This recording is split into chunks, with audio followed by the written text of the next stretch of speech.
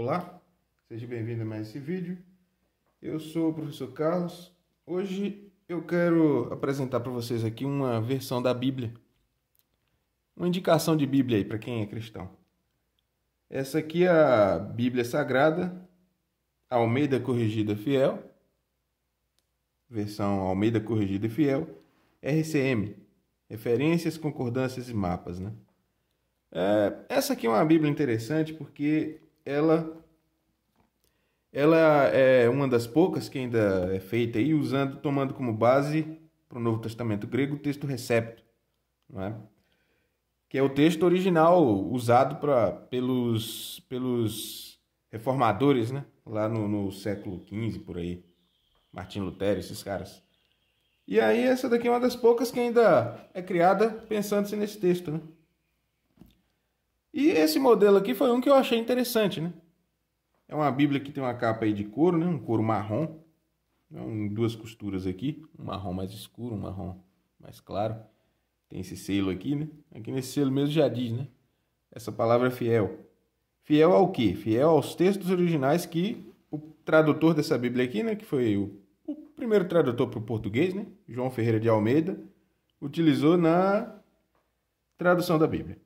Aí ele tomou como base o texto da época, né? Que era o texto massorético para o Antigo Testamento, né? O Códice de Leningrado. E o texto Recepto para o Novo Testamento. É o que ele tinha na época, né? Hoje em dia talvez não seja o melhor texto mais, né? Talvez não é. Mas na época era esse, então eles usaram esse. Agora o que essa Bíblia tem de especial, ao meu ver, é exatamente a tradução dela, né? A tradução para o português é que é uma coisa interessante, né? Por ser uma tradução mais literal. Ele tenta chegar mais próximo do original, né? Então aqui por dentro, essa Bíblia ela tem aqui um material interessante, né? Uma capa aqui.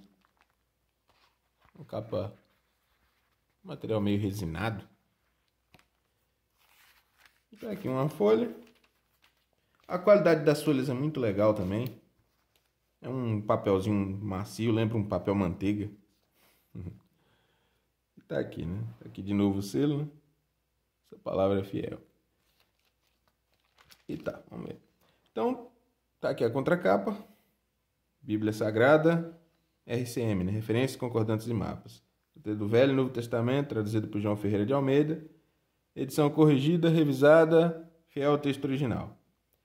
Então, eles tentam utilizar o método de tradução de João Ferreira de Almeida, o que ele utilizou lá em 1681, né, para traduzir o Novo Testamento. Eles tentam fazer aquela tradução, reescrever aquela tradução, sendo mais próximos do texto original, né? Ou seja, traduzindo de forma mais literal.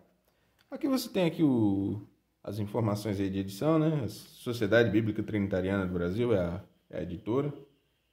Tá aqui. Aqui os índices de livros. O prefácio. E aqui se explica, né, o princípio de tradução, né, que você tem aí os dois tipos, né, tradução seria uma tradução por equivalência dinâmica e uma tradução mais literal, né? E a paráfrase, parece, né? Aí essa daqui ela segue aquela ideia de se aproximar mais do original, traduzindo palavra por palavra, né? Não dando muito sentido ao texto, mas tentando pegar as palavras originais, né? Aí acaba sendo, então, a Bíblia mais difícil de ler, né? Por assim dizer. Mais difícil de ler, mas não é impossível. Não é tão difícil também, porque essa daqui, no caso, já está atualizada, né? Ela já foi aqui revisada com a grafia de acordo segundo a língua portuguesa, né? Atual, né? Então, muitas palavras antigas de desuso, que caíram em desuso, já foram removidas aqui e recolocadas, né, com outras palavras mais atuais. E bom, no texto você tem aqui umas coisas interessantes. Primeiro, o que eu acho interessante? A letra. É uma letra gostosa de você ler aqui, né? Confortável para a leitura, né? Outra coisa interessante é esses temas, né? Esses temas narrativos aqui, onde você tem aqui, por exemplo, o que vai contar aquele trecho do texto, né? Claro, isso não é inspirado, né? A única coisa inspirada aqui é o texto, né? Mas segue essas coisas são muito legais, interessantes. E as referências cruzadas, né? Em cada versículo. Você tem aqui na lateral, né, essas referências cruzadas. Você tem as colunas de referências, né? Isso é muito legal, porque você consegue encontrar as coisas de forma mais fácil, né? Por exemplo, você leu aqui, e disse Deus, haja luz e houve luz, no versículo 3. Aí já leva para uma referência cruzada aqui do lado, mas você não precisa encontrar essas informações de uma forma mais desorganizada, como tem em outras Bíblias, por exemplo, né? Então aqui você encontra uma coisa que tem a ver com esse texto já no 2 Coríntios 4:6, né? E é isso. Essa Bíblia aqui traz esses índices aqui, né? No caso, para você achar o livro de forma mais fácil. Aqui, por exemplo, achei o Salmo. Quero aqui outro livro. Quero aqui os Cânticos. Está aqui o Cantares de Salomão. E por aí vai. Então ela é assim. É uma Bíblia interessante, que é um coro, né? Macia, né? Dá gosto de você ler. E outra coisa legal dela é o Novo Testamento, né? O Novo Testamento traz aqui as palavras de Jesus em vermelho. Onde Jesus estiver falando, ele vai e muda a grafia do texto, né, para vermelho. Aí isso faz você se concentrar mais, né? Você entender mais o que ele falava, né? Você tem uma linha de raciocínio melhor para diálogos aqui, né, no texto.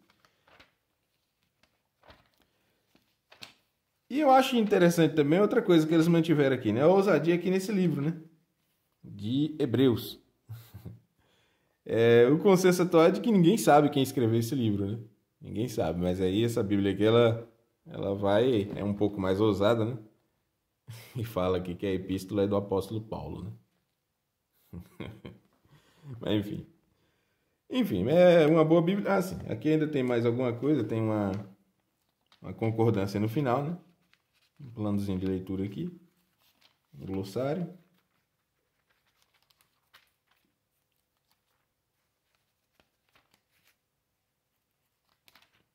Tem aqui um glossário. Um plano de leitura. É para 2 anos esse plano de leitura. E a concordância bíblica abreviada, né? Agora aqui é interessante. Abreviada, mas apesar de ser abreviada, tem muita informação aqui, viu? Muita informação. Olha só. Muita coisa. São umas 200 páginas só de concordância. Tá. E no final tem alguns mapas aqui, né? Alguns mapas para ajudar aí na leitura, né? Complementar a leitura quando você vai lendo, né? Coloridos. Haja-se vista, né? Aqui, por exemplo, está o mapa do Oriente Próximo nos tempos dos patriarcas, né? Abraão, Isaac, Jacó, José. Aqui o Egito, aqui em azul, enfim. Êxodo, conquista de Canaã. Então aqui já ajuda muito na leitura de Êxodos, Números, Deuteronômio. A distribuição entre as 12 tribos, né? A distribuição da terra, divisão aqui, né? Você lê em Números e vem acompanhar isso aqui, é muito legal. O Império de Davi e de Salomão, né? Dá para você ter uma noção aí da extensão, né, de terra, né? Aqui é onde se cumprem as profecias, né? Ia desde o Egito até o Eufrates, né? Pois é, e aí depois o reino dividido, né? Reino do Norte e Reino do Sul para Israel. Outro mapinha aqui. Que é isso aqui, o Oriente Próximo no tempo do Império Assírio. Então é aquela fase dos reis, né? Aquele tempo do rei Acabe, esse pessoal. Os impérios persa e babilônico.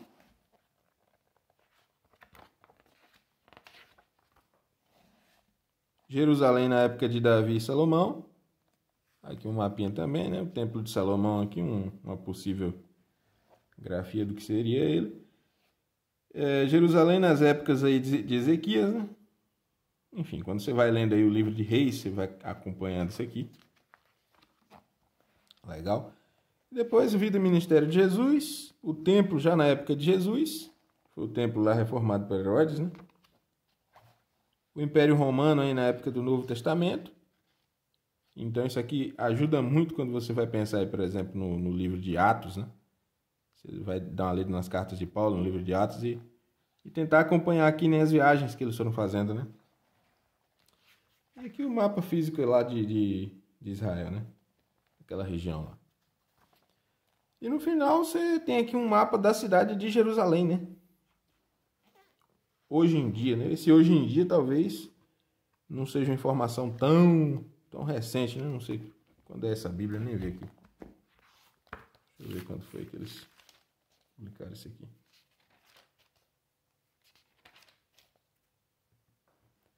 2011, não é tão recente assim não. 2011. Mas enfim, já ajuda, né? Então é uma Bíblia legal, interessante, né? Gostosa de se ler. Dá gosto você ler uma Bíblia assim, né? Bonita. E fica aí então a dica, né? Até para quem não é trinitariano, né? Eu, por exemplo, não sou. Mas fica a dica aqui para você ter uma boa leitura, né? Mais próxima dos textos originais, né? Tá certo? Fica aí então essa dica.